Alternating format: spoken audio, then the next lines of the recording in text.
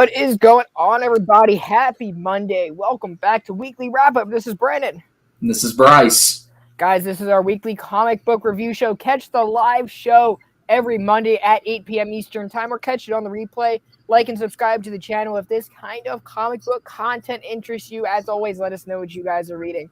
We really appreciate everybody being here. We love the interaction with the chat. We got a few heads in here already. We got Uncle Rudy in here from Team Nerd Herd. What is going Moderator over on, there, Rudy? so good at his job. He got a blue wrench over here. Thank you so much, Rudy, for showing love and support while you were at work. That means a lot to us, brother. And then we have Coffee and a Comic.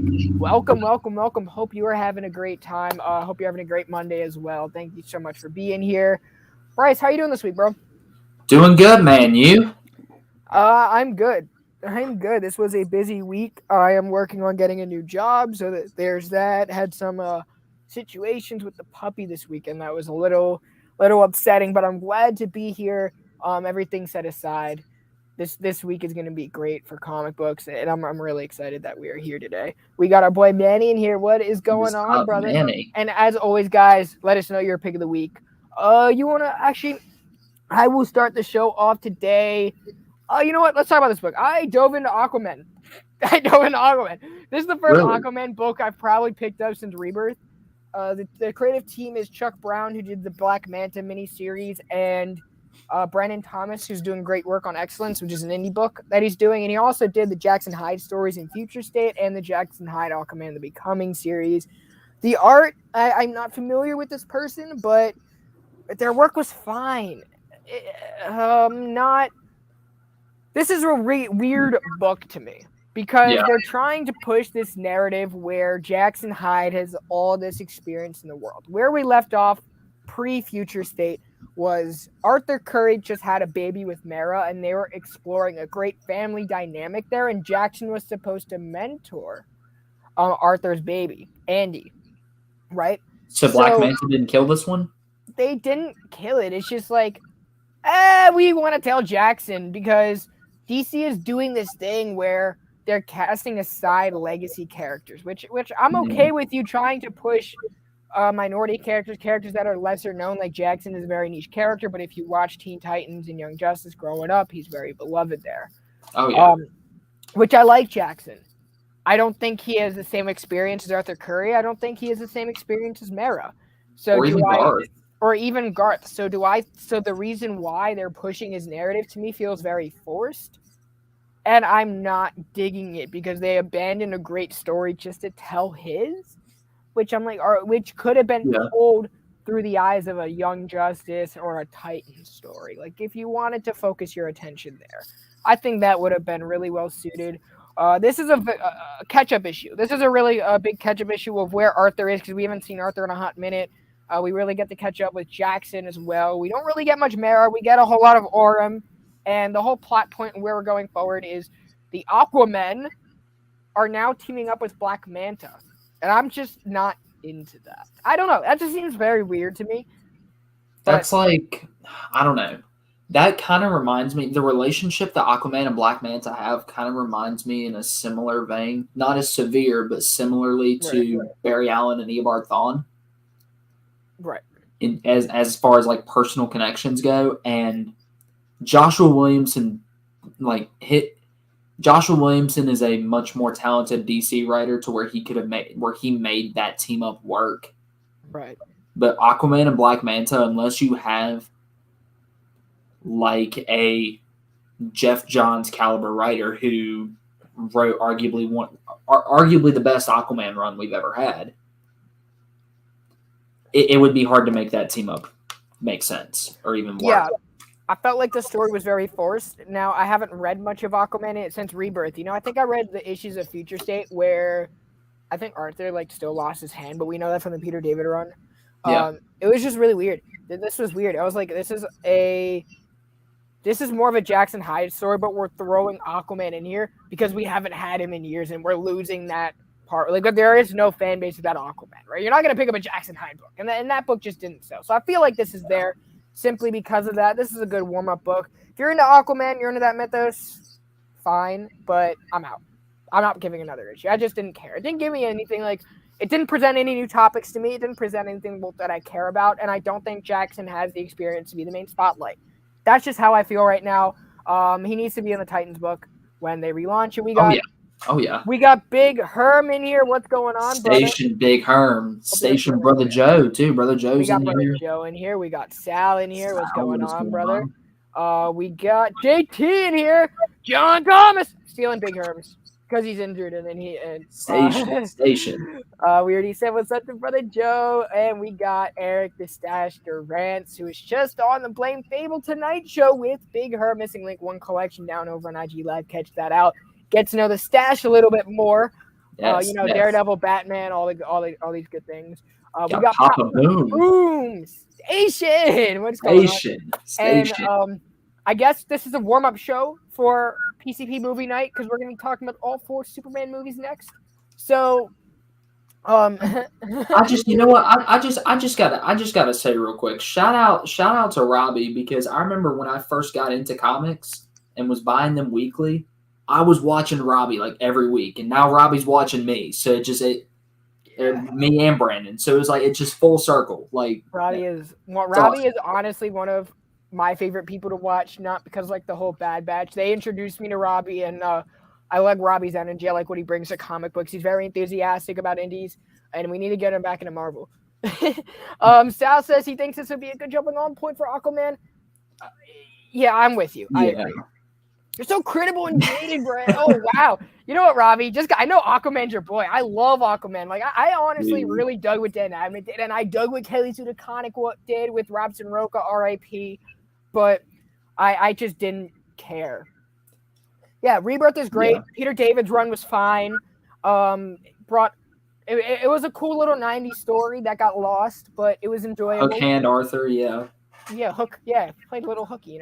That's what some of us do in the chat. Sometimes we play hooky a little bit. Pun intended.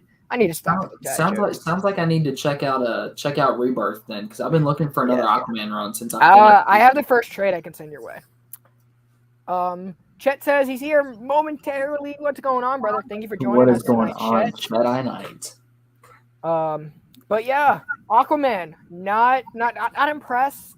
I expected more from the creative team, but it's like they're combining their 2 ideas and throwing Arthur Curry in there where he's just not needed. Like, I think like if you removed Arthur from the book, you still have a cohesive story, and I just don't like that. I'm not a fan, but I digress. What you got for us, Big Bryce? Book I just finished, and the reason this show started a little later was Supermassive. It was Harpoon Hand, Jeff. Fair enough, Harpoon Hand. I got to read that run. I remember seeing that in like the Justice League cartoon and stuff, and I figured I'd find out where it came from. But yeah, Supermassive by Kyle Higgins and a slew of other creative talent. There is a ton of creative talent on here. I just mentioned Kyle Higgins because he is the co-creator of Radiant Black, which is where this spun out of. This is the first crossover event of that whole Image Comics new superhero universe, and we get introduced to 2 new characters in here, Rogue Sun and Inferno Girl Red, which I thought were both dope characters. They both brought something to the table that we aren't seeing in Radiant Black, and they each have their own solo titles. Well, Rogue Sun has a monthly series spinning out of this, and Inferno Girl Red has a series of graphic novels spinning out of this. So going forward, are you going to buy these in trade, or are you going to continue with the floppies? With Radiant Black, I'm definitely going to continue with the floppies. Inferno Girl Red is just like trades. Right. So, obviously, I don't have a choice there. Rogue Sun will be a game day decision because I wasn't sure how I personally felt about his character.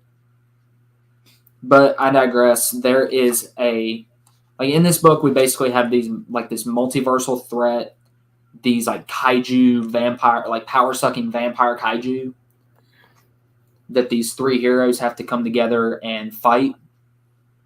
And of course, if you've been reading Radiant Black, you're already familiar with that. However, this is a good jumping on point if you haven't been reading it. And it can help you figure out, like, if you're interested in any of these characters.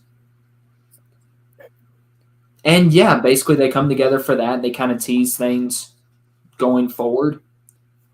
And I really liked how much the characters themselves shine over the story. It's a very simple story, but you really get introduced to these two characters beautifully. This Rogue Sun character, we find out he's been at this whole superhero game for a while.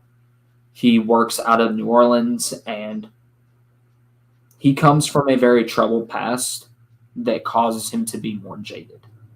So, would you say there's like a lot of gaping holes in his past? I mean, as of now, yeah, because they barely dove into it. They're really saving that for his solo run, I'm sure. And Inferno Girl Red, she's actually from another universe.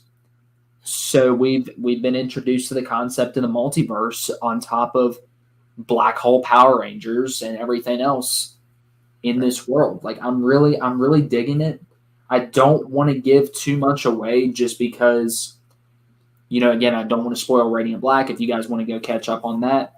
But I do feel like if you've been hesitant to jump into this whole Image Comics superhero thing that they've got going on, definitely go pick this up. It's $6. You get like 50 pages.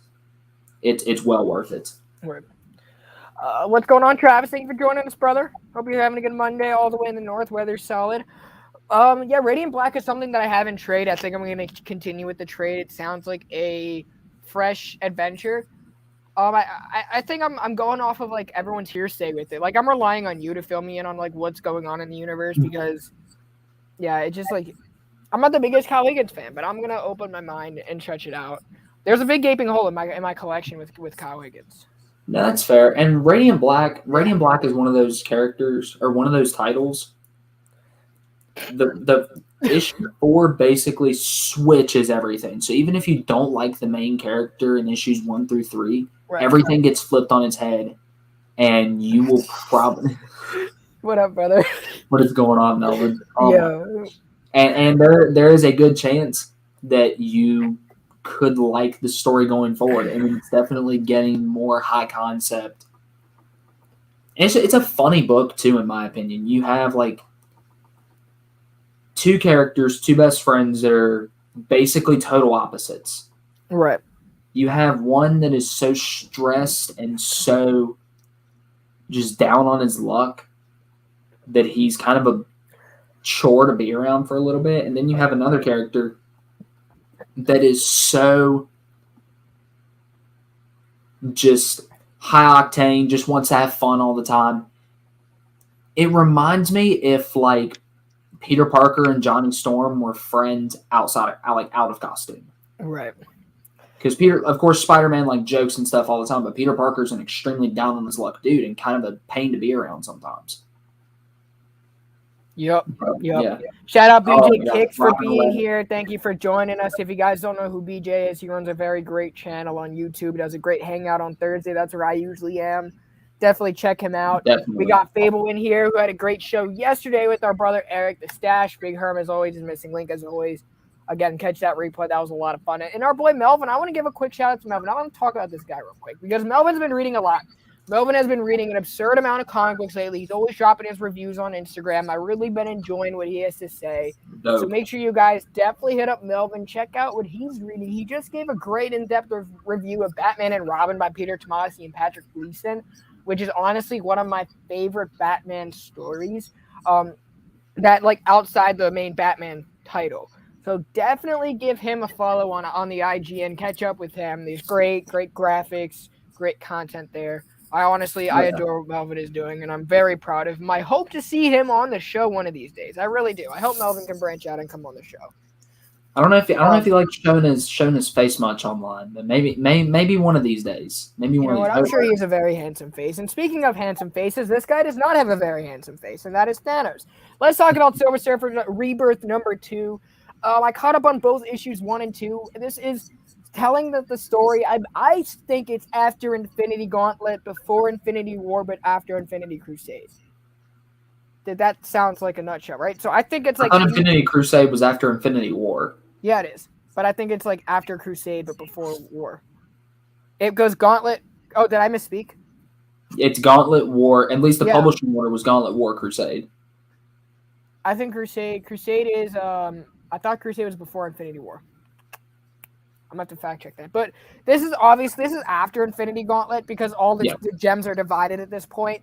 And the whole premise is the reality gem got stolen, and Thanos has tracked down the Silver Surfer to go back to help bring the reality back to normal, because there was a breach with the old Captain Marvel coming in, because he previously passed away from cancer. So that's what's going on here. I really, really enjoyed this. This is Ron Mars and Ron Lim who did these stories back in the late 80s, early 90s while Starlin was doing Infinity Gauntlet. This is honestly back to basics with this story. If you are a fan, where did that bring you back to? Dude, I love that quote from Endgame. Yes. Oh my word. But I really enjoy this. There's just great moments, great art in here with Thanos and Silver Surfer. If this, fantastic. You don't have to read Infinity Gauntlet to understand anything going on in this book. So this is a great jumping on point for Silver Surfer. It's very classic. It brings all those vibes from that time period. So I really enjoy the nostalgia of it. Now, what separates this book from a bunch of Marvel at the time is just the substance in this book. It's just so heavy. Yeah. There are a lot of subliminal plot arcs in here with Silver Surfer and Thanos, and we even see a little bit of Nebula in here, which is always welcome. If you guys don't know, Nebula was the one, spoiler alert, who took the gauntlet and ended up bringing down Thanos. So I really enjoyed this. I really enjoyed seeing everyone's classic designs. Like, we get classic design Drax, we get classic design Warlock, Gamora. We even get to see a little bit of Pip the Troll in here. So I really, really enjoyed this series. And so they're going to travel, so they need transportation. Silver Surfer runs his board. Thanos ends up getting his chair out of the garage. Oh my gosh, the chair. And we get to see like a Thanos was at peace, right? Being retired, right? He's like, I tried to achieve the goal, the ultimate goal. So there have been a lot of different interpretations of Thanos over the years. The original was Thanos was to reflect the Freudian theory of death, which is basically, how far do we go to seek death? Do we crave death? How far can we go to be at peace? Because once you pass, right, are you at peace with yourself in the afterlife? That could be either heaven or hell, not to bring religion into it, right? But there's that kind of belief, is what happens to you after you die. And how do we as humans question when and how death approaches us? And that was what Thanos really represented. So I appreciated that was the direct interpretation here, which was what Starlin created him to be. Not what we see in the movies, not what we saw with really what Donny Cates was doing. And I really, really appreciated this. We also got to see Nebula at the end. We get to see a little bit of Galactus. And we see this creature come into, who's hired to go after Thanos and Silver Surfer, and that is the Jack of Hearts, who I'm excited to see. We're seeing him in She-Hulk, but this obviously taking place in the 90s. We're seeing Jack of Hearts, which is always fun. This is kind of a character that I think got lost in time, and I'm excited for this series. I know Robbie dug it. I'm digging this. And if you grew up in this time period, you remember, or this is your favorite Marvel event, I would definitely go back and pick this up, or even read Silver Surfer from the 80s. It's really issues 30, Silver Surfer 34 through 50 by Jim Starlin and Ron Lim are some of my favorite comics I've ever read. So I'm gonna check this out in trade, but I'm definitely excited to dive back in, especially with Ron Lim on art. Like, Ron Lim, say what you will about George Perez and Infinity Gauntlet, he only drew a few issues, but it was incredible. Ron Lim to me is the definitive Marvel cosmic artist. Yes. I agree. Ron Lim was so solid. I think Ron Lim is really underappreciated. Another book that came out that's taking place in the 90s is Ben Reilly's Spider-Man with Jm Demeteus and David Baldeón. If you guys missed out on that interview with Jm Demeteus, he breaks down completely what is going on in this book. This is Ben Reilly learning about himself, moving past his sins that were kind of dated. This is a broken person trying to find himself. Ben Reilly's a clone of Peter Parker. He has all the same memories as Peter that you can't take away from him. It's just he doesn't have anyone to help guide his feelings, and that sometimes those gaps in his memory can bring out the rage in him, right? Yeah. And that is really what separates him from Peter. So we learned we're dealing with the Scorpion. There's a lot of action in here. I think David Baldeón, this is the best artwork he's ever put out. He did fine artwork in X Factor. He did fine artwork in Domino. Yeah, with oh my, what's her name? What Gail Simone did Domino kind of back in like 2018. But I think this is really his best artwork to date. There's a lot of, again, this book has a lot of substance. So like a lot of those 90s substance with characters actually having arcs. We're actually getting to know their daily life. We're not just building up to the big event, right? But we're just getting to know this character, what he's going through, his troubles, right? Through his kind of built up rage and vengeance that he has, because he's kind of been abandoned. He's been very misconceived. I really appreciate this story. This is a narrative that I think that a lot of people should read, especially if you're not previously introduced to Ben Reilly. I think this is a great story for you to get to know him, right? And a lot of times the beauty of comic books is sometimes we get to know these characters as our friends, and they kind of reflect some of our own struggles. So Yeah. that's what I really appreciate about Ben, is that he speaks to a lot of real world examples. There's a lot of substance in here, and Jm Demeteus is one of the better emotional writers that comic books has ever seen. We also got Lord Chucks in here. What's going on? What up? What up? Thank you for joining us, brother. Station. Hope you're doing Station. well. But I really like this book. I really did. And it's really fitting that these two come out the same week. But I've really been enjoying Marvel's kind of take back to the 90s, because that's a time period that I'm still learning a lot about. And and this is just more navigation, kind of giving us a sense of the time period, but in a way that is refreshing and new to new faces and for the modern generation. It's a good little back to the future, or back to the past, Days of Future Past kind of thing. I was trying to word myself correctly, and it just did not work out. That's all right. What you got for us, Bryce? What do I got? Well, BJ was talking about Robin 11. We'll get to that in a second. But in my opinion, the best book to come out of DC this week is Action Comics 1040. Easily. Robin was great. Robin was great, but Action Comics, man. This book, and I know Riccardo Federici's not on our next issue, but I hope that's the only issue, and I hope he stays on this long term. Because, again, I said it with 1039, but the Riccardo Federici art change is the best thing that could have ever happened to this book, because it fits the high fantasy and frankly just epic narrative that Philip Kennedy Johnson continues to tell. This is World Saga Part 5. Superman is still depowered on Warworld, trying to free this group of people, the Phalosians, from the clutches of Mongol and the war zones. Right. So we open with an arena scene. Clark is kind of entering, like, putting in a journal entry saying, like, basically explaining how he has to work to keep hold of himself sometimes, that they're basically trying to insult him, put him down, but that he doesn't mind it. He's honestly kind of relishing in it.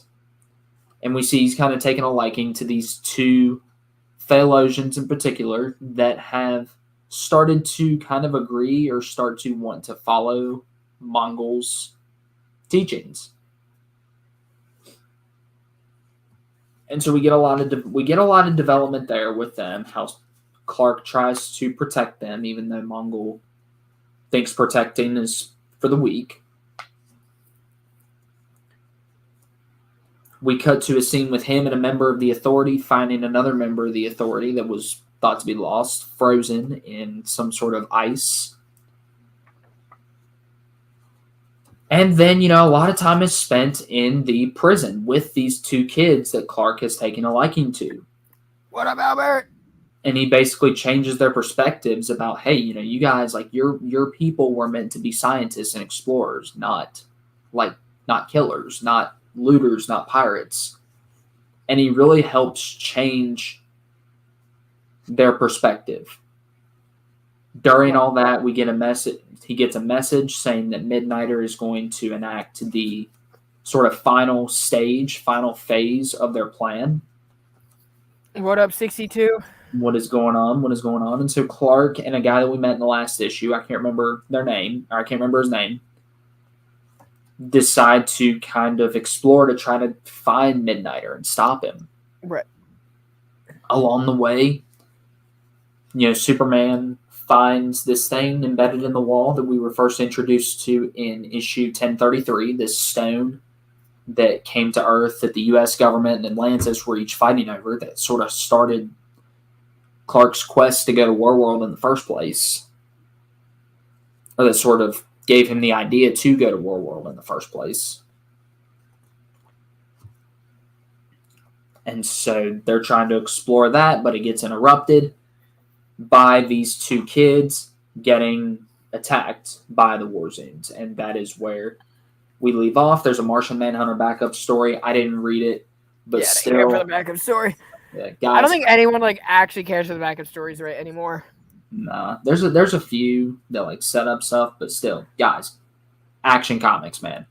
If you are not reading Action Comics,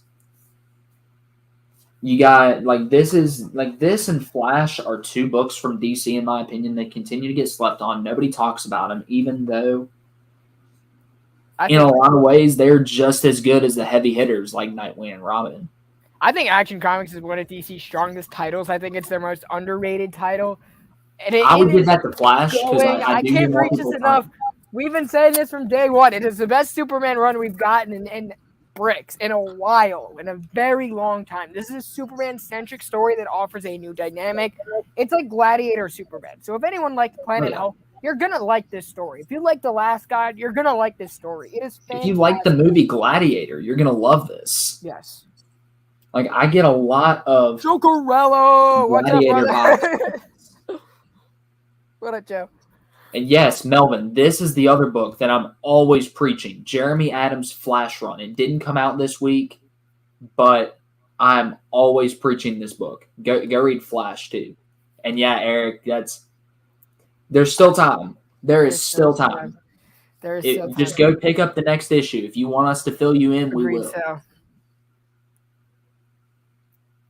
Yeah. I mean, it is kind of lighthearted, but with a lot of heavy stakes. A book that is really lighthearted. Yeah. Joe Corello likes comic books. Yes. I'm kidding, Joe. It was good meeting Joe at Baltimore. I will say that. I love this book. It's Strange Academy number 16. I have to say this probably was my pick of the week. I am going to give it the pick of the week.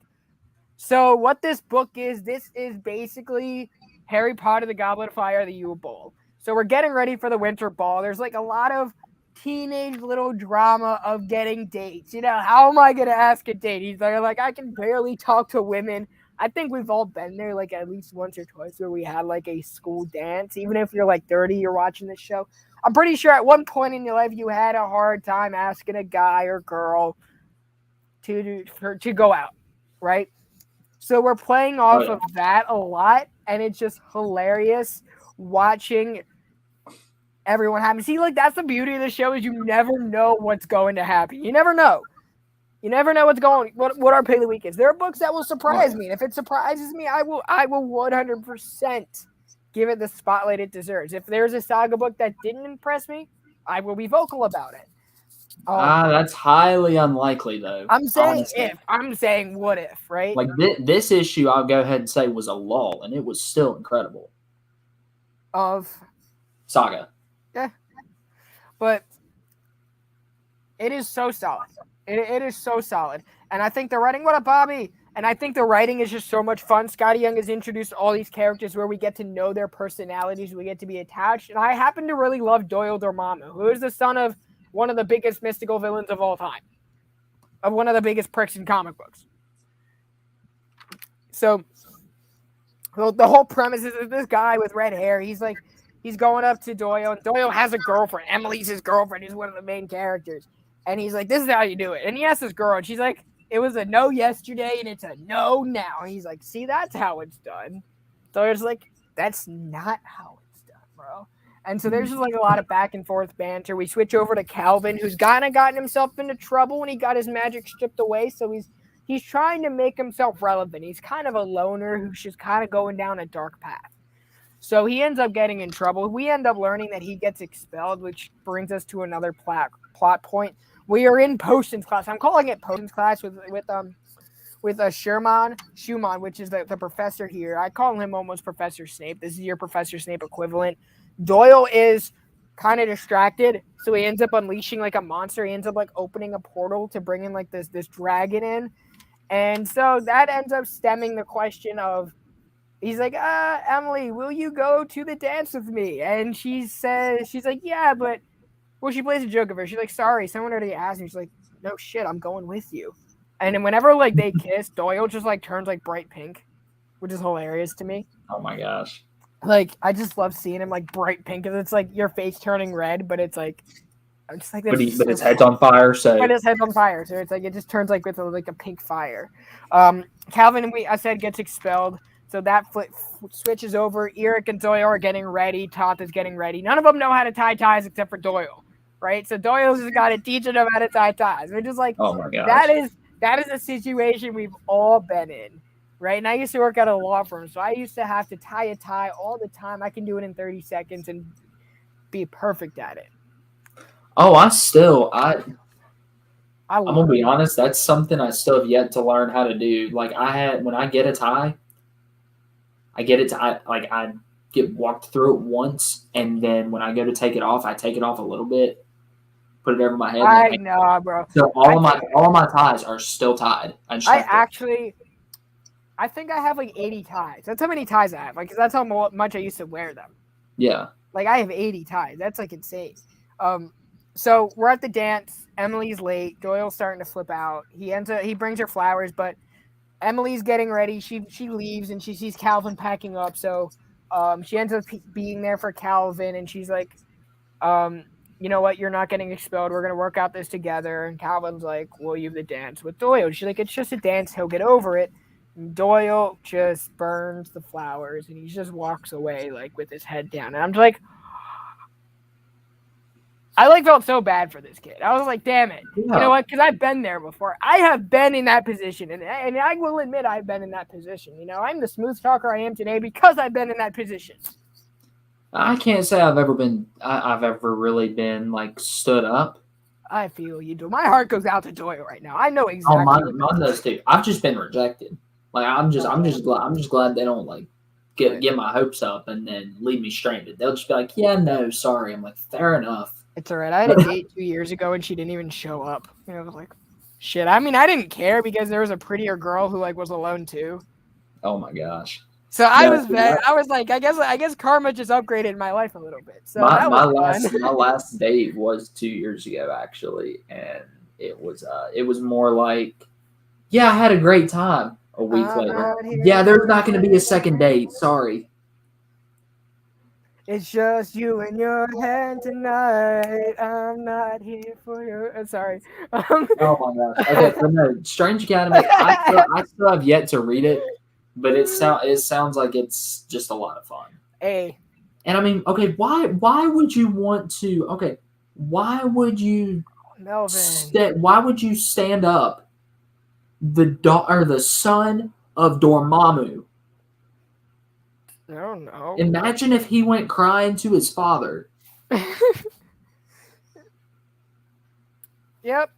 Oh man, but yeah, like that's a good. I don't know. Glory, what a heck of a way to die. Like, I don't know. Wait, but in Guardians of the Galaxy that recently ended, he did take over a planet. I heard it just gave him a big ego about it.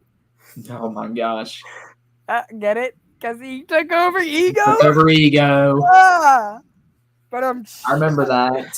I never finished like the 5 event, dislikes from that joke. I would have. Oh my god. Nah, Melvin, I feel it. This is what it feels like for me anymore. I've had like 4 relationships, but it feels like it feels like I've never had one anymore. I hate to say it, Bryce, but it sounds like your love life is full of gaping holes.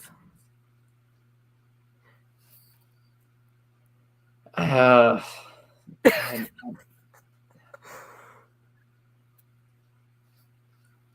you read Dark Ages? I did not. I haven't been reading it. That is another book I decided I was going to trade weight, but then I heard it kind of. It's just that you lost me, bro. I was about to say I heard it kind of went downhill. This is you lost me, and I was just like, oh man, this is so weak. It's more like when Deadpool is introduced into a comic book. I am okay with it if he stays kind of in the background and he's there for comedic purposes. When he takes over the book and it's all Deadpool, I have an issue. We're even if it's a solo title. I don't read his solo title, so I don't really care. I only read the Kelly Thompson and Chris Pacelli because I like the team, and it got overtaken by King Shark, so like that was okay with me. I was fine. King Shark's DC. Not King Shark. It was like a Jeff the Shark. Sorry, Jeff. Okay, yeah. Oh man, no, that's great. I have a Deadpool hardcover I need to read over there. I think it's like the Poston and Dugan, so I've heard that one was actually pretty good. Yeah, Deadpool changed the whole tone in this book. I didn't really like it. We were mourning the loss of Nick Fury.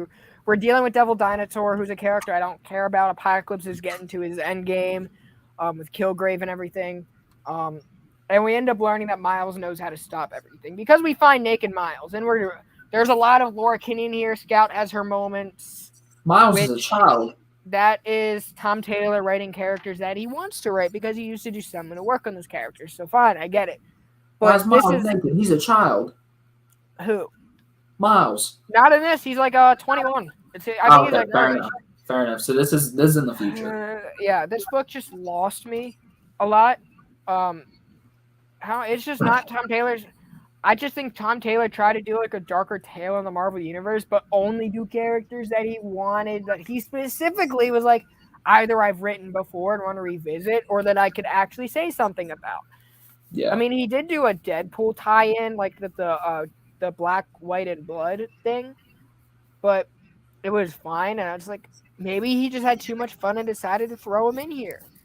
Again, I was not impressed. We see Carnage in here a little bit. And I think it's just escaping that whole little sci-fi post-apocalyptic feeling. But it is what it is. There's like, one more issue left, so...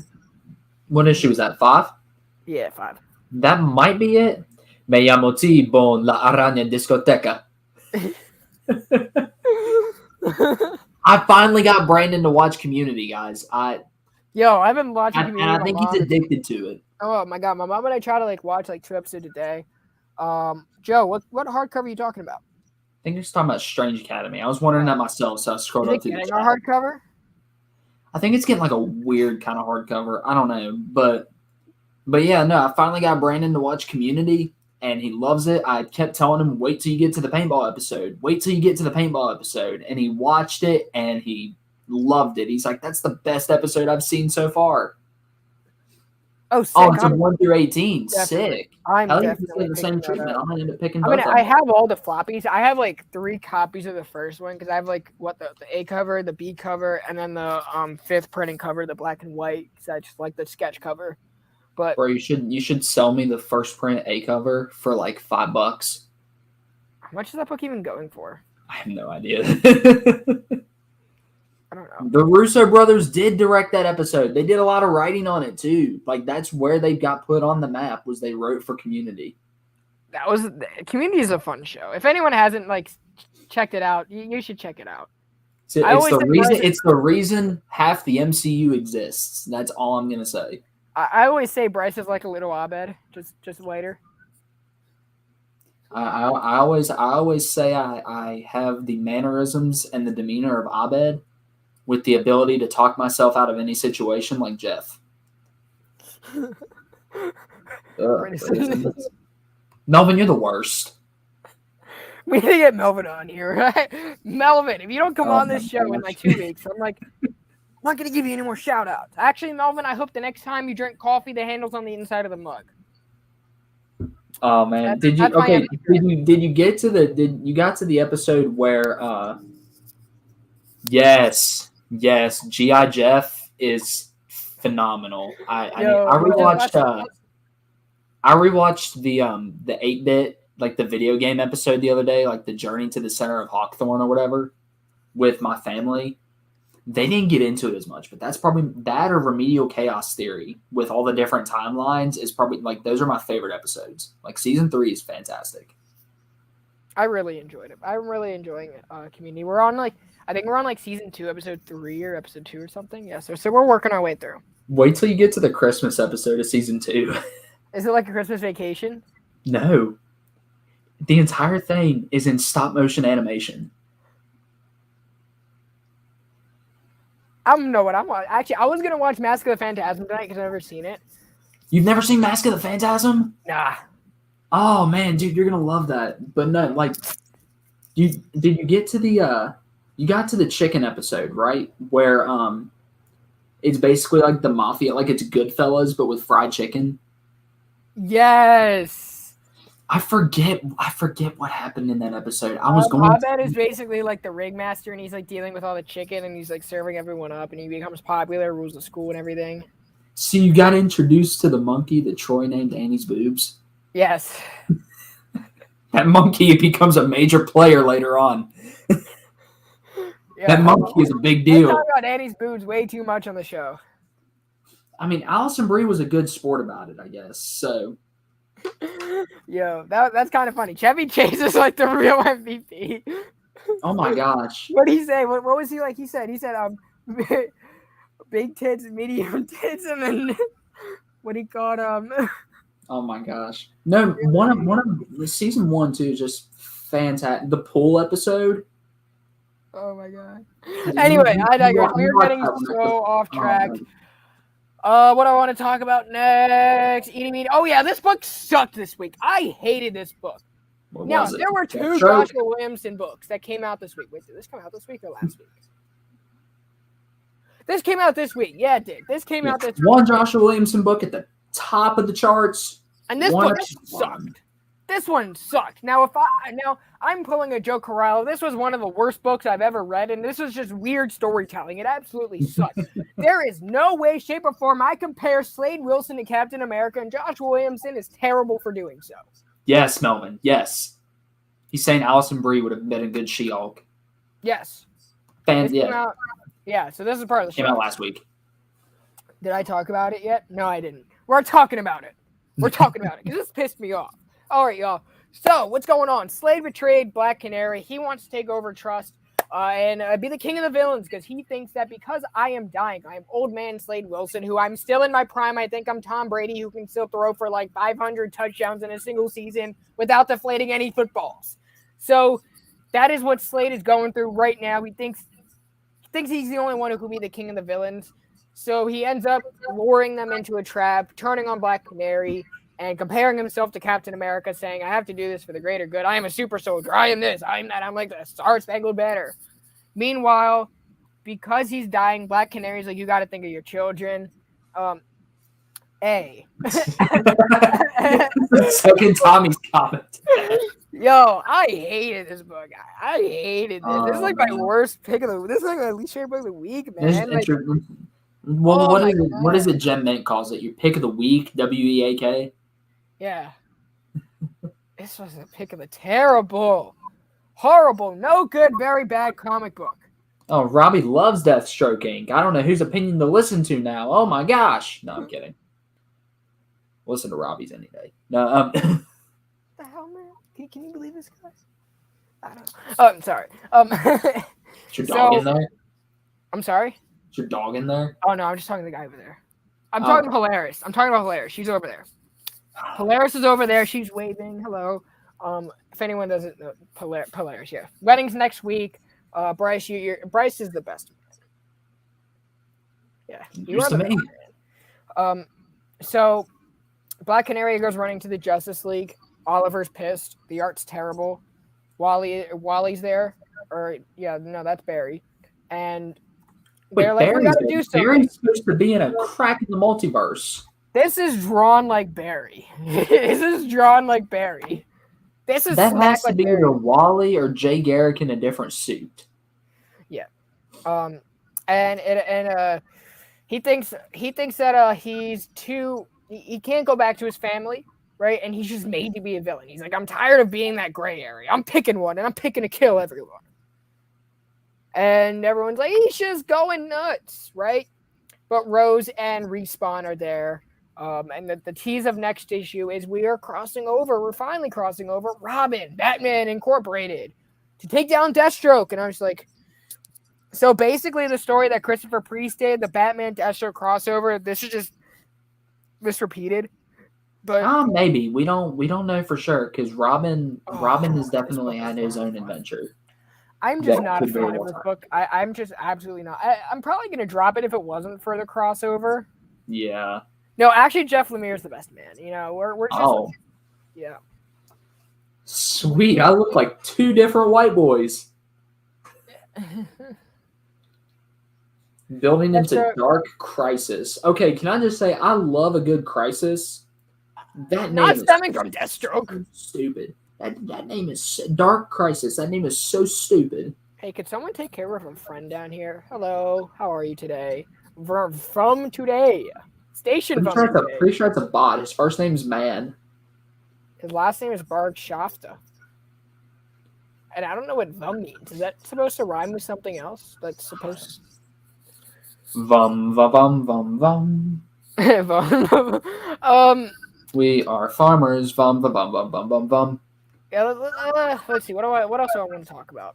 Let's talk Catwoman. Catwoman's a lot of fun. 2 books left. You got 2 books left. Catwoman's fun.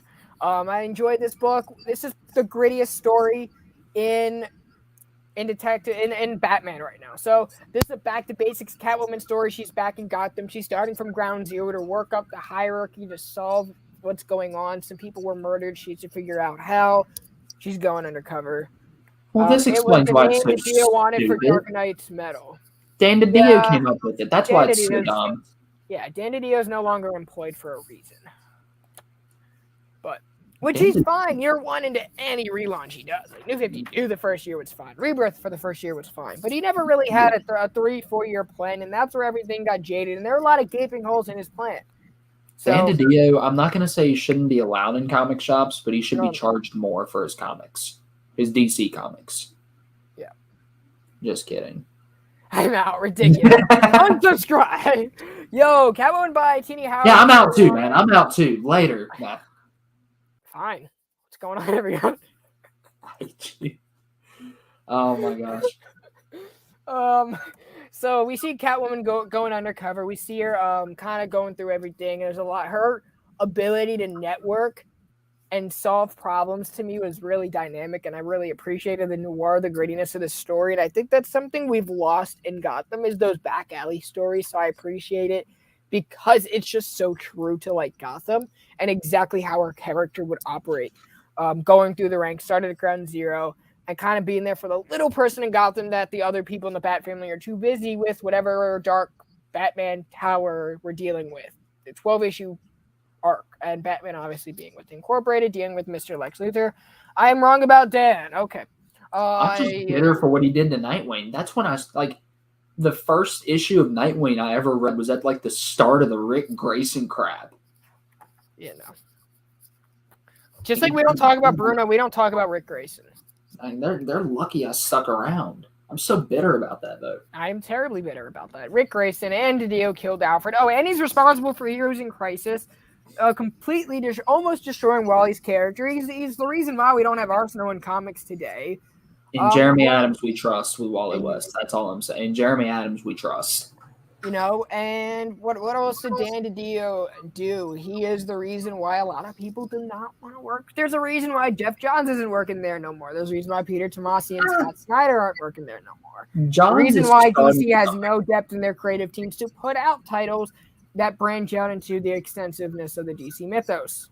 Johns is starting to come back, though. That I will say. He's doing a sequel story to a event that is 100% his. Yeah. That also left a very sour taste in my mouth for Dan DiDio. Because what could have been a very prolific, seminal Barry Allen story turned into a massive, stupid relaunch that completely destroyed Barry's character. Story. I'm sorry? It still is a seminal Barry story. But for an event editorial story, it was not great. Maybe, but if you read it on its own merit, it actually if you read it on its own without going into the New 52 afterwards, it really holds up. That I will say. It really holds up. I think it put this whole stigma on Barry's character where it's like, okay, he's just gonna go back because he's bratty and whiny and hasn't really resolved anything in his life. That's basically what happens. Really, we're gonna screw over one character who has been one of our more legacy hierarchical characters. He's the character that started the Silver Age. Yeah, so, but he's also the one that ended the modern age for DC, or like the years of like 2000 to 2012. So, pre New 52. So, I don't like it. I liked Catwoman. I liked it. That's a sour taste in your gaping hole. Yes, yes. Brandon's mouth is a gaping hole. No, I'm My kidding. mouth is a gaping hole. I can talk about a few more books, but go ahead. Want to talk Saga? Yeah, let's talk Saga. Let's talk Saga. Fiona Staples, Brian K. Vaughan. This issue, while feeling like a bit of a lull, really progressed the story gradually and was honestly really shocking too. Like this had a shocking ending. And Yes. this just goes to show even more that this book is not for the faint of heart. Like I probably can't even say what happens at the end of this book or any potential monetization of this video will get taken away. But anyway, we're not that famous. We're not that famous, but we could be. No. At the end of the last issue, we find out that the family is drug smuggling, and they get pulled into this pirate ship thing. It's literally shaped like a skull and crossbones. And their captain is a dude from Wreath, the moon, and so they get pulled onto there. They seem to be, really welcome so far, and all seems well. We then cut to the Robot Kingdom, where we really get our first glimpse at the aftermath of the death of Prince Robot IV in issue 53, and we see that the king is he's actually mourning over his son, which is new information to us because we always thought the king really didn't care that much about him, that he was just kind of his lackey. And so now we know that, yeah, this king actually really loved his son. Right. And so we find out that they actually know who killed him, much to the dismay of the, King's Guard. So that's a plot thread that will definitely continue going forward. And I got to admit, I'm a little suspicious of the King's Guard now, especially where she didn't want the king to investigate, even though we know that she didn't kill him because the will did. Anyway, we come back to the pirate ship. We see Alana and this dude trying to make a deal. Meanwhile, Squire and Hazel are kind of getting acclimated. Hazel, of course, is a big music fan. And so she's talking to this band, and she's really having a good time on here. Alana and this captain are kind of making a deal. He wants her to do a job for him. That could end up going really south, but she agrees to do it anyway. Right. And so then the ending of this book happens, and basically this dude Saga speaks to a lot of real world issues. This pirate dude tells Alana to basically strip so he can see whether or not she is actually a Landfallian, which is the planet. And he wants her to be topless, which these two worlds are still at war, and you got to take the shirt off in order to see the wings. And so Alana doesn't like that. She kind of, breaks a glass on his face and says, don't freaking touch me. And basically the pirates, they find out why they're pirates. We'll just say the pirate threatens her children. Right, because he doesn't care about anything. He really doesn't care, and he brutally threatens her children and threatens to do some horrific and heinous acts to these children until they die. He threatens to... Yeah, we'll leave it at that. And so that's where this leaves off. Saga is a very shocking book, and Brian K. Vaughan has never been a writer to hold back, but he handles it so well that he is able to handle these touchy subjects in a way that they would actually be handled and be spoken about by scumbags. Now, Brian K. Vaughan is a good way of creating these characters to where we could see them doing these horrific acts. And now, I think what people need to realize is sometimes a good writer triggers emotion. So if a writer wants you not to like a character, if you end up not liking that character, he's doing his job. Or if this issue you're not supposed to like a decision made for the betterment of the story, a good writer will achieve that. A lot of people who don't like Brian K. Vaughan is because he triggers those emotions in you on purpose. And Brian that's K. good Vaughan, writing.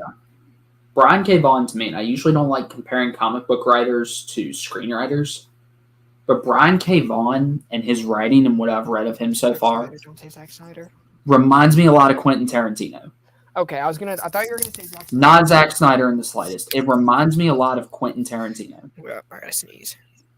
Where Quentin Tarantino can get by with a lot of not safe for work topics and language that most other screenwriters can't. But that's because Tarantino goes about it in a way that fits the tone, fits the time period, like something as Django Unchained, for example,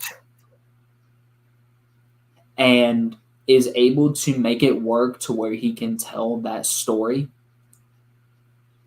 in a way that the offensive, while still remaining offensive, isn't derogatory. Right. Well, isn't derogatory towards us. It is still meant to be derogatory towards the characters, but not the audience. Right. Wow. And I think there are very few writers in the same vein. There aren't many, if any, other Quentin Tarantinos. There's no other Brian K. Vaughns that can do this. Right. I need to watch more Quentin Tarantino movies. You got to send me a list, Bryce. Inglourious Bastards. Start with Inglourious Bastards. It takes place during World War II, and it's basically like this group of. It's a group of a lot of Jewish Americans going and killing Nazis. Oh, I will be watching that, but I gotta watch Mask of Phantasm tonight. Yeah, and also, Pulp Fiction. Pulp Fiction's not my favorite, but I do recommend it. Reservoir Dogs, Django Unchained, really anything by Quentin Tarantino, with the exception of maybe Death Proof, you're going to get a movie that you really enjoy. I will say, maybe don't start with Hateful Eight. Hateful Eight is not really a good starter Quentin Tarantino because it's toward the bottom, but it's still really good in my opinion. Let's talk about Ghost Rider, everybody. Let's talk about Ghost Rider. One by Ben Percy, Corey Smith. Corey Smith did Conan for a little bit. Ben Percy. Kill Bill's martial arts movie, samurai style. It's dope. We know Ben Percy from Lives, Deaths, Wolverine, X-Force, Krakoa stuff. What's going on here? This is a good back to basics for Johnny Blaze. It's a great first issue if you're new to the character. The premise of this book is what makes us happy. In this scenario, Johnny Blaze is surrounded by a good family, wife, kids, and a great community that's very supportive of his disease and is working to treat him, right? He's on medication. He has a steady job. And everyone is on his side and wants him to succeed. Does that necessarily make him happy? That successful life, that family, that amazing community, does that make him happy? No, because if you don't deal with the sins of your past and your inner demons, you will never be happy, right? So how does he deal with these inner demons? He goes to pills. He goes to alcohol, right? So these visions, this psychedelicness going on inside his mind has come out to bite him, basically. This ex-SHIELD agent has been told to go after him, and that triggers a lot of emotions out of him. He ends up lashing out because he just has not addressed his past. He has a scar on the back of his head, the side of his head from a motorcycle accident. That is a new thing. But he keeps seeing these monsters, right? And it's like, are monsters real or are they painted inside your head? Monsters are very real if you make them real, right? Sometimes what we hide in the past, sometimes things that we don't address. Depression, PTSD, things from our past that have gone unresolved, those are considered monsters. So that's what that book spoke about. We've all been there. So we are dealing with that, and we are dealing, right, with this new character coming to this town who is persuading people to address those demons by killing others. So is Johnny Blaze going to hell? No, but he's more like dealing with the sins of his past. So we're going to be learning about him. We're going to be learning about this new guy who's come to town, where Johnny and the SHIELD agent this ex-SHIELD agent are going to have to deal with. I love the artwork in here. It's great. Johnny does lash out. And he's warranted, right? Because all this is building. It's like that growing tension. This book is very well paced. And if you've never checked out a Ghost Rider book, I would make it a point to start with this issue. I really dug it. Like me, I've never read Ghost Rider, and I didn't pick up this issue because it was $6 and it didn't fit into the budget for the month. But I've definitely heard great things, and when I'm able to get Marvel Unlimited back, I will definitely be giving it a shot on Marvel Unlimited. Ghost Rider's never been a character that's particularly interested me, but I'm willing to, try just about any character at least once. Right. I think Ghost Rider is a character that you should experiment with. If it doesn't speak to you, it doesn't need to. Not every character is meant to speak to everybody, and that's just the beauty of this hobby, beauty of reading all of these stories, right? Another book that was really challenging that came out this week, another Ben Percy book. It's Death of Wolverine, number 3. It's by Ben Percy, Fernando Vincentini. Art is fantastic. So this Wolverine from the future, almost like with like a lot of the graphics from the Vault, is going back to the past to kill Myra. What that means is in Myra's lives in Hox Pox, she is the death of mutant kind, with Mystique hunting her against Destiny, because Destiny can also see the future, and she sees Myra as the extinction level of mutants, right? As like kind of the make or break. Mystique going out against Myra, who has like stage 4 or 5 cancer, needs to preserve her life for the betterment of mutant kind, but because mutant kind has turned her back on her, i.e. Mystique, after they agreed to part ways, she's like, nah, F this, and the CIA's on her back because she was presumed dead, right? What up, Papa? Hi, Dad. Good to see you. What up, Dad? Right? Good going, Cancer. So she is wanted on 2 sides of the coin. This Wolverine from the future goes back because he is the last mutant, and he is sent back to the past to hunt down Myra. Now, Professor X and Jean Grey, this is unbeknownst to them who this Wolverine person is, because it is going berserk and it is relentless in tracking down Myra. He sends Scout and Dakin. Not Scout, sorry. Laura. Scout was on the first page.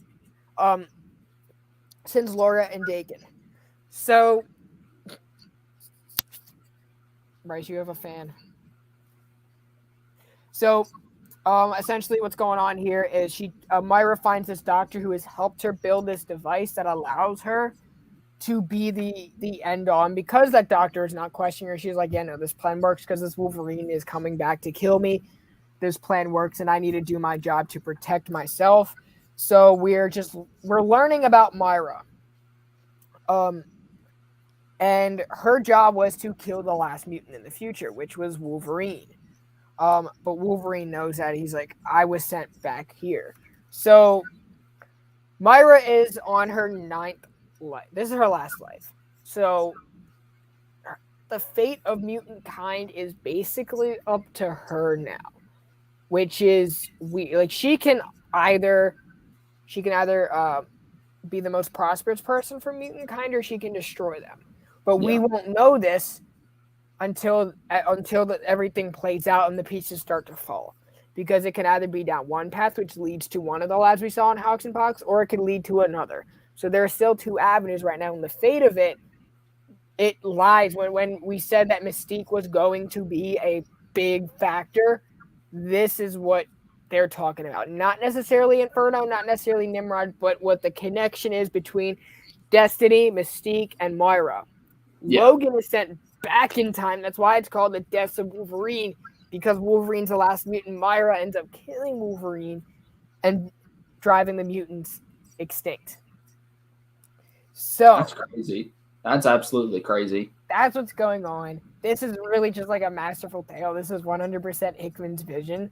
So when Hickman said, I'm stepping out, he basically means I'm going to edit the whole thing. It's just, you're a better Wolverine writer than me. That's basically what's going on. Yeah, who would have thought? Who would have thought a couple years ago that Moira McTaggart would be the X factor for all of mutant kind? I wouldn't even say she is the X factor. I would say how mutant kind responds to her. Okay, yeah, fair. If they can end up treating her, then none of this happens, right? If her and Mystique, because I think her and Destiny have already come to peace because Destiny knows enough. But I think we need to see how Mystique draws, and I think Emma Frost is going to be a big part. When Cyclops was supposed to be like the compromising factor, maybe we're going to see more of him. But I think a lot of this maybe is out of Myra's control, out of all of the hunters, meaning like the Wolverines. I think it's all out of their control, and I think it really is in the hands of Mystique and Destiny. I really do think Destiny is going to have that impact, and maybe we're going to learn more in Immortal X-Men, what Destiny's up to. So I think everything's going to tie in. I'm sticking with the X-Men titles. I really want them to continue with Hickman's vision because that's what we were promised as the readers, as the fans, and we're going to see Krakoa for years, right? That's a given. Yeah. We're going to see this narrative of Krakoa, but is Hickman going to lay down the foundation, or is he going to expand the universe? Yeah, this'll be a book that I probably end up checking out once it's all completed because I've heard it kind of like, oh my gosh, because I've heard it goes like it's good one week, terrible the next, but yet it's all somehow like vital to this Krakoan era. Right. So, I mean, I'm not picking it up weekly because it's kind of, I don't know, it's kind of tough to gauge. And X-Men recently hasn't been living up to its setup. This is the sequel to Inferno. It's this. Okay, it is the sequel to Inferno. Then I will definitely, once tax returns hit, I might get get a nice hardcover that they'll inevitably do with it. Yeah. Oh, and then track down the other three in the meantime. Ooh, the Omnis. I have one more book left. I do too. Is it the same one? No. I left. I took Robin offline so you can talk about it. Oh, sick. You want to go and talk about yours and finish with Robin, or you want to go and talk Robin? Nah, we'll finish with Spidey. Alrighty. Robin, issue number 11, the best Joshua Williamson book on shelves. Yes. And honestly, probably the most consistent book at DC right now, tone-wise and content-wise. I hate to say it, but yes. I mean, this book is incredible. You know you're getting a good quality story every time you pick up this issue. This is what monthly comics should be, in my opinion. Like, even something like Action Comics, while it is arguably... Do it. Hey, Bryce, have you ever heard of a ghetto omnibus?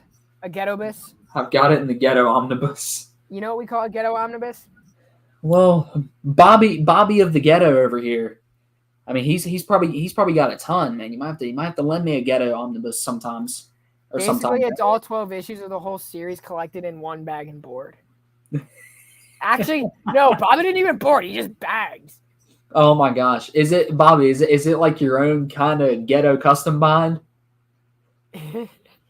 But no, yeah.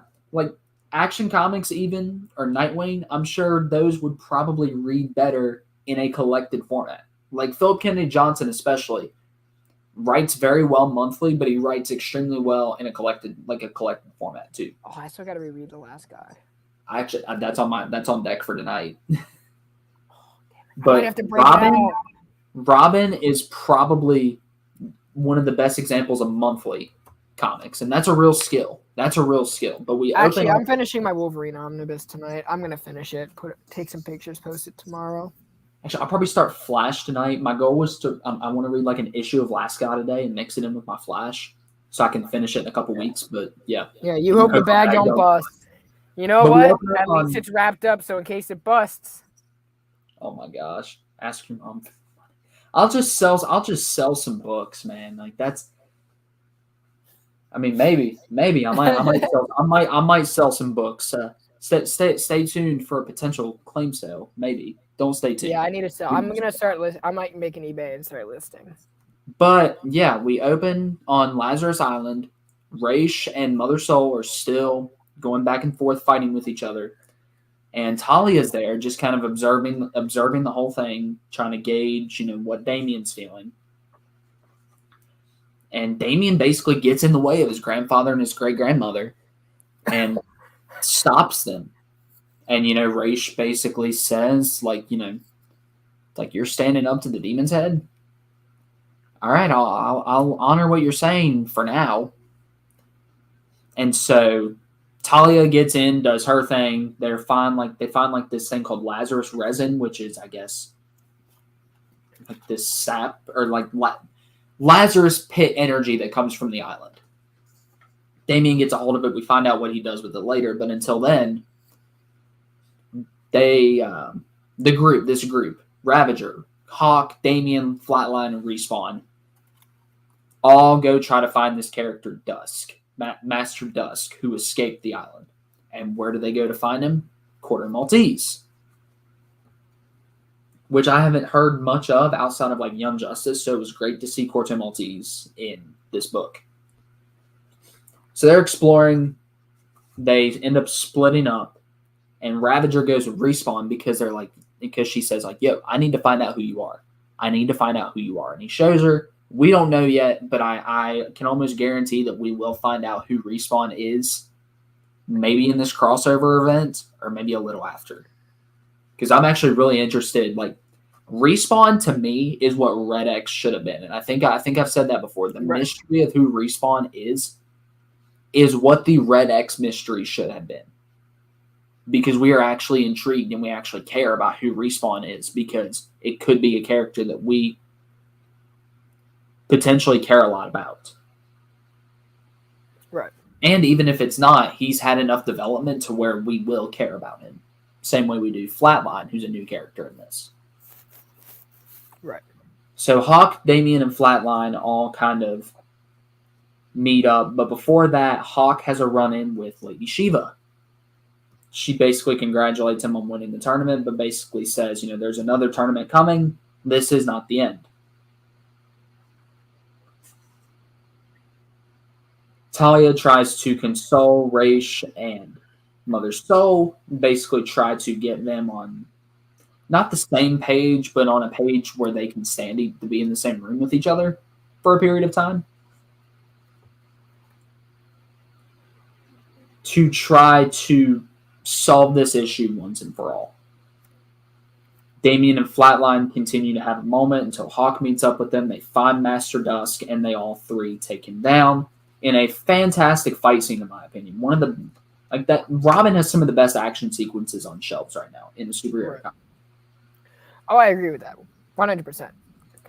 We get introduced to this new these essentially this new League of Shadows, like these new recruits who are all part of the tournament. And, basically this wraps up this entire Lazarus Island story up to this point. They go have a good time. They party. Damian and Flatline finally, decide to pursue a relationship. Potentially pursue a relationship. They do kiss. And Talia's kind of appalled, but Raish is like, man, we got Bruce Jr. over here. Like, yeah, that was awesome. Like, Raish was genuinely impressed. And this is why, in my opinion, moments like these, you ask me who my favorite Batman antagonist is, 10 times out of 10, I will tell you Ra's al Ghul. I 100% agree with that. So, Damian and Flatline and Hawk go to depart Lazarus Island.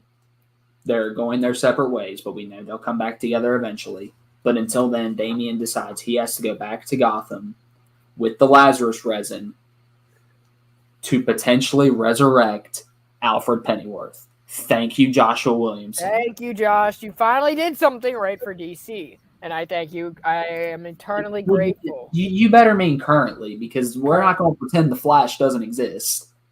Oh, currently. Yes. Yeah, fair enough. I mean, I've dug his Batman so far. I'm more excited for Zdarsky, because that means, Williamson will get to focus more on Dark Crisis. He'll get to focus on Robin and books that actually matter to DC, whether it be in the universe or in sales. Raging Cajun. What up, brother? This up. But yeah, Zdarsky on Batman, even though I've been digging Williamson, is going to be dope. But Robin, I hope Joshua Williamson writes Damian Wayne as long as he did Barry Allen. Right. I really do. I would be down for 100 issues of Joshua Williamson writing Damian Wayne. I am too. I think that is his strongest book at DC. I've been enjoying it. Despite everything I said about him during Deathstroke, Robin is a complete change of pace. I like it. It's solid. Another stellar book. That book is why Joshua Williamson is DC's top guy right now. Right. Speaking of amazing books, Amazing Spider-Man number 90 by Patrick Gleason as the writer, Mark Bagley is the artist. 2 young goats, or a goat and a younger goat. Goat. Yeah, so Maxine is a terrible person. I lobby for you for at least a good 3 seconds. So Ben Reilly is taking Eugene somewhere safe, and he needs to take down Beyond because they have leverage that can ruin his life and make Janine a wanted person and basically throw Ben back under the bus. Right? And Beyond is a terrible corporation. Take a shot every time Brennan's earbuds fall off. Also, you guys, next week is my 21st birthday. We are doing a celebration stream. So I'm excited for that. It's going to be Bryce is going to be here. We got the Backlog Bros, whatever they are. They're going to be here as well. What day is that on again? It's a Monday. Oh, it is a Monday. Yeah, we'll be here. Wow. I'm sorry, guys. I'm a terrible friend. It's been a long weekend.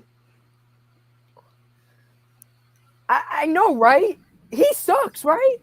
Polaris said you suck, by the way. It's okay. I prefer Rogue. He prefers Rogue.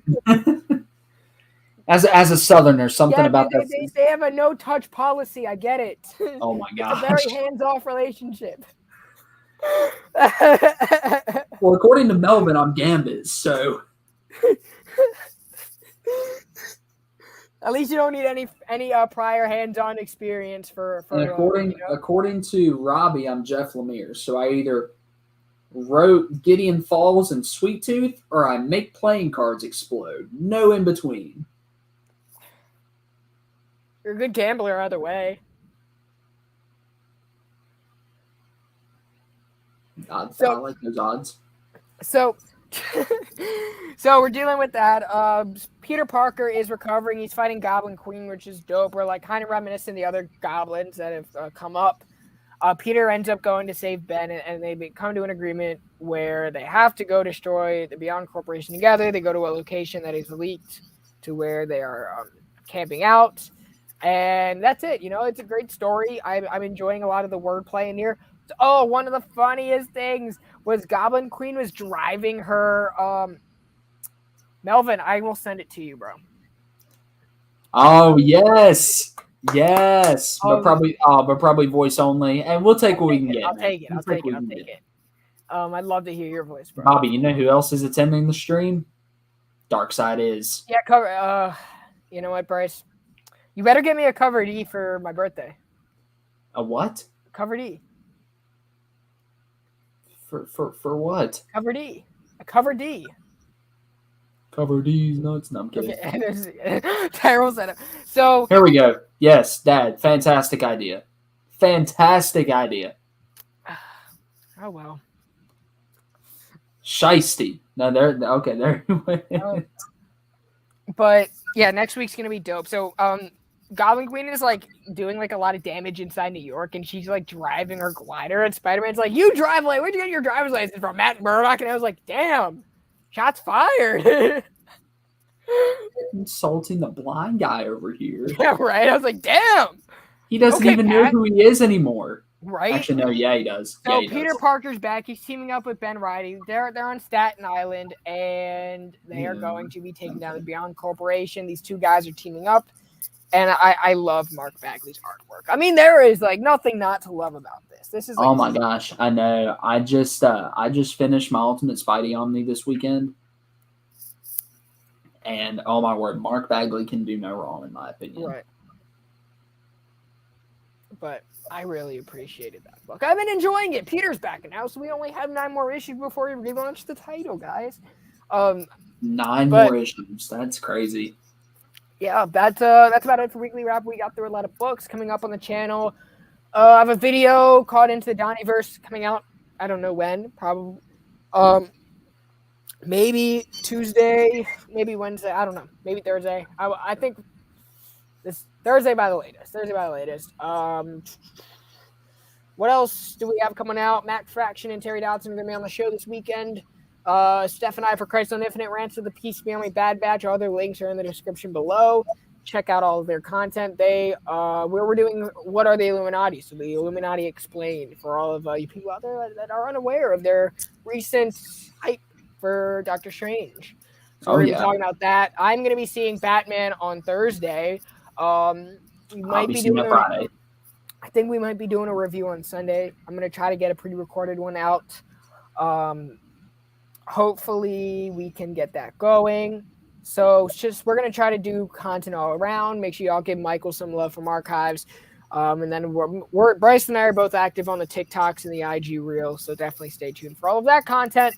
And of course, check us out on Instagram so you guys know all of our latest announcements here on Comics Kings and on Bryce's platform as well. We really appreciate you guys being here today. Yeah, thank you guys, seriously. This is always a great show. So it's been a great week for books too, and looking like another great week next week. I mean, like Moon Knight and Xmen are both coming out, and then a few other books I can't remember. Getting another issue of Batman crossover, A Woman Without Fear. Right. This week was fantastic. Next week's fantastic. Just great books all around. Great show. Right. Take care, you guys. We'll see you guys next Monday. Thank you guys for checking us out today. Make sure you guys hit the thumbs up on your way out. You want to help us grow the channel? Tell your friends about us. Try to grow this community here in this chat where we're talking about the books that we enjoyed this week. Take care, you guys. Station. See y'all next week. Have a good one.